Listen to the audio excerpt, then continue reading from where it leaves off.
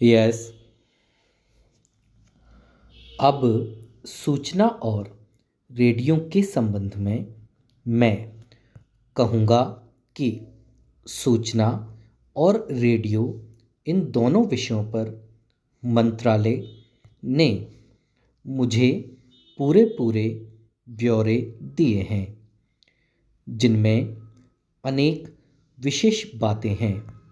मैं उन्हें इस सभा के सामने पढ़ूंगा नहीं, क्योंकि इसमें बहुत समय लग जाएगा और जो बहुत से आंकड़े दिए गए हैं उन्हीं में यह सभा फंस जाएगी।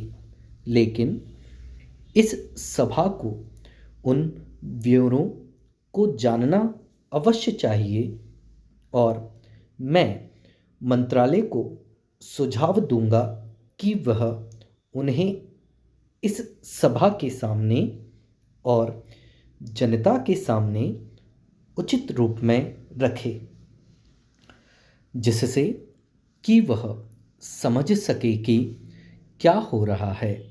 मेरा अपना मत रेडियो की व्यवस्था के विषय में यह है कि हमें जहाँ तक हो सके ब्रिटिश नमूने पर कार्य करना चाहिए। अर्थात अच्छा यह होगा कि हम सरकार की अधीनता में एक अर्ध स्वायत्ता संस्था कायम करें, जिसकी नीति अवश्य ही सरकार द्वारा नियंत्रित होगी, लेकिन जो अन्यथा सरकारी विभाग के रूप में नहीं बल्कि एक अर्ध स्वायत्ता संस्था के रूप में चलाई जाएगी। मैं यह नहीं सोचता कि ऐसा करना तत्काल संभव होगा। मैंने इस सभा से केवल इसकी चर्चा की है। मेरा ख्याल है कि हमारा उद्देश्य यही होना चाहिए, चाहे हमारे सम्मुख बहुत सी कठिनाइयाँ क्यों ना हो। वास्तव में बहुत से मामलों में हमारा उद्देश्य इस तरह की अर्ध स्वायत्ता कठिनाइयों संस्थाओं की स्थापना होना चाहिए, जिनसे नीति तथा अन्य बातों का नियंत्रण दूर से सरकार के हाथों में हो।